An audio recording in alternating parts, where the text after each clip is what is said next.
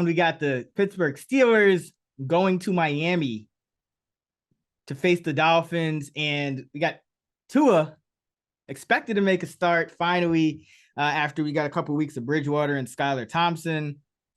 So the Dolphins are 7-point favorites. The total's around 44.5. And you know the freaks come out at night. So, Sean, who are you expecting to have a freaky performance in the captain spot? Let's go with the ultimate freak, Ty Freak. I'm going with Tyreek Hill here. I don't care if it's chalky. He just has the clearest path to a ceiling game here. Like I said last week, he is QB proof, and he proved it once again. He caught 12 balls for 177 yards with Skylar Thompson and Teddy Bridgewater sort of splitting snaps there because Skylar got hurt. But I think Tyreek will get a boost with Tua back.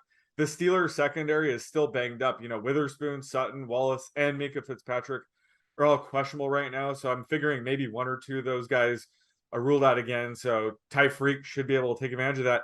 And I guess Jalen Waddle's dealing with a shoulder injury. So they could lean on Tyreek even more here. So I just think Tyreek makes the most sense in the captain slot.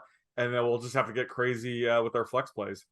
Yeah, I mean, I think the Dolphins are kind of Patriots-like in their injuries. Like they always got all these injuries Wednesday and Thursday that miraculously they're not even listed on the final injury report. So I'm not reading too much into Waddle. I mean, Waddle's been a monster too. Because I was kind of down on Waddle heading into the year, thinking, there's only so many targets to go around here. And like he has proven me wrong. Like it's Tyreek and Waddle just so far ahead of the rest of that receiving core. So Waddle, I guess he's kind of a pivot, right? Tyreek is going to be the most popular play in a captain spot. I think he's the best play in the captain spot, but I think Waddle's a nice pivot. And anytime, people are going to go heavy wide receiver in a captain spot, I always like to kind of switch it up, tell a story with your lineup. And if we don't get one of those pass heavy scripts, maybe it's more of a, Dolphins are controlling the game. Steelers quarterbacks are making some mistakes on the road. Maybe, that Miami Heat, we've seen every game in Miami go under so far. This game will be at night, right? So that it won't be as bad. But still, I mean, it could be just a different kind of game maybe than the Vegas odds suggest. Maybe Miami blows them out by even more, whatever. So I think Raheem Mostert, either way, is an interesting play because last week he continued to kind of lead the backfield, but they found themselves in some negative game script for the second week in a row. So Mostert's been taking over this backfield, but he hasn't had a ton to show for it at some spots just because, Skylar came in that game. And then last week they were playing the Vikings. They were basically chasing points the whole game against Minnesota. So I like Mostert as kind of a pivot run game option. Maybe even stacking with Dolphins D here. If Teddy goes, because if Pickett goes, he's been really good against the blitz, and Dolphins love the blitz. So if Pickett goes, then you could start getting creative. You could throw some, George Pickens in the captain spot, some Deontay. But if Trubisky goes, I like that Mostert Dolphins D. Yeah, no, I like that call. And back to the Dolphins home field advantage with the Heat. I didn't realize their bench is in the shade. So yes. I think it was last week's game. It was like 20 or 30 degrees warmer on the visiting side compared to the home side. So that's been a sneaky home field edge I've been factoring in. But yeah, like I said, this game's going to be at night. So I'm expecting, probably perfect weather, but just in the future, that's something I have to consider here. All right. Who do you like for some dart throws? I'm going with the Steelers side here. So I think Jalen Warren makes a ton of sense. He was making some noise from weeks 2 through 5. He was seeing, between 4 to 9 touches a game. The Steelers are trying to get, him more involved with Najee Harris sort of struggling. But last week, he only saw 2 carries for 2 yards.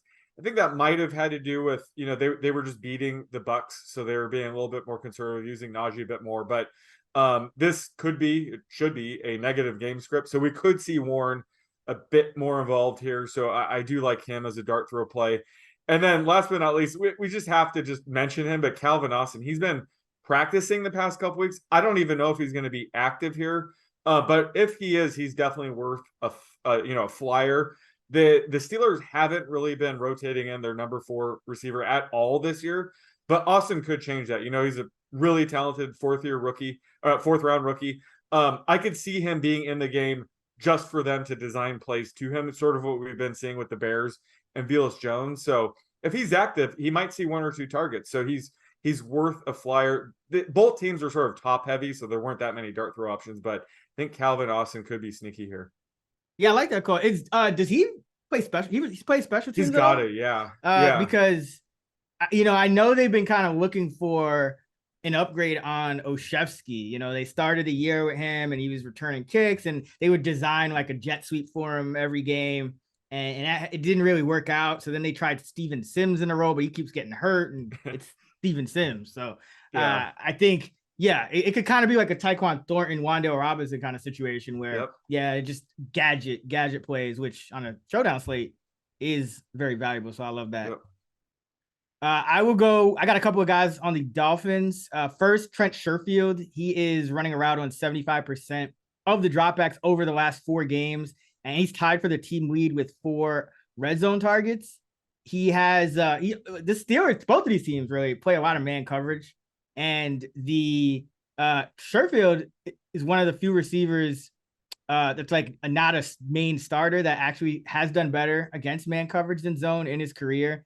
He's averaging about 20% more yards per route run against man than zone. So that could be valuable, for a player, maybe a big player too for him. And then River Craycraft is a guy, I think he gets a little Tua bump, right? Because remember, Tua has completed 2 passes to him and both went for touchdowns.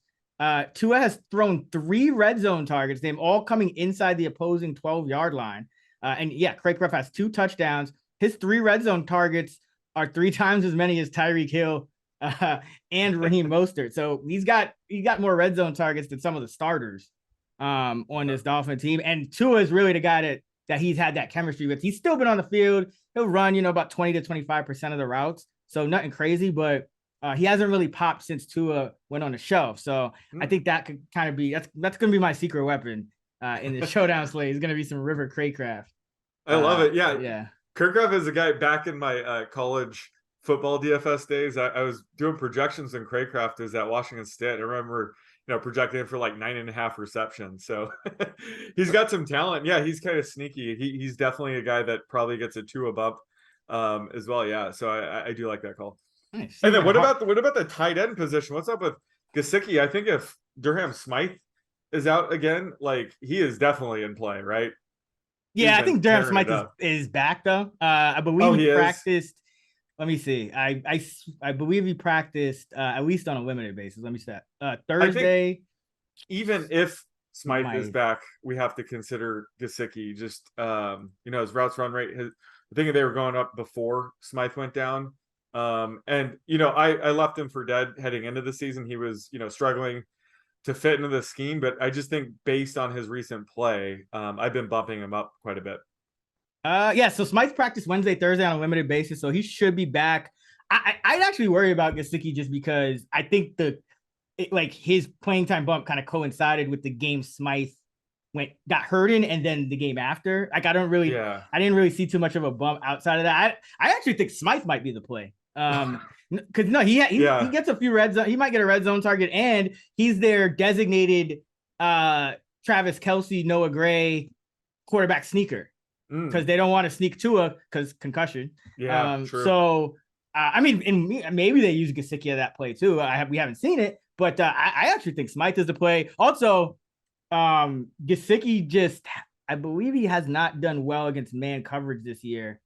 And Pittsburgh, they played a ton of man coverage with their B squad against the Bucks last week. So I feel like they're gonna keep playing it.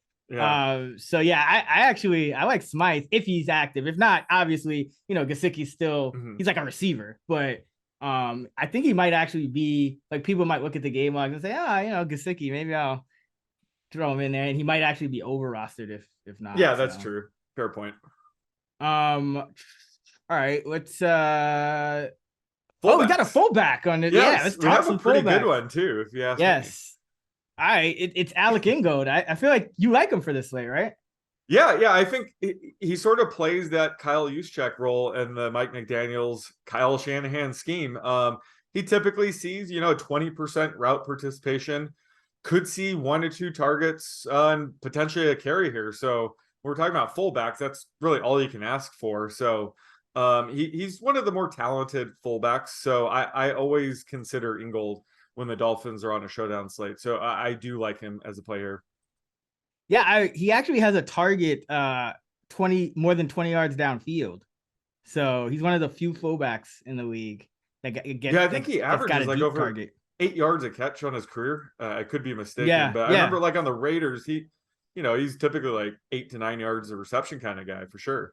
Yeah, they'll like wheel him out or split him out wide, and he can go down the field sometimes. So yeah, I always look out for him. Derek Watt is in this game as well. He's not as attractive. Although I've seen Connor Hayward's snaps going up, but he's not really he is a fullback, but he's just playing tight end for the Steelers, right? Like he's not actually playing fullback, I don't think. No, he's a tight end. Yeah. And that was Pat Freiermuth was out. Yeah. And Zach Gentry is just a tank. So they needed just a smaller guy running out there. But yeah, Hayward did look good. Yeah. But Freiermuth is back, so it doesn't matter.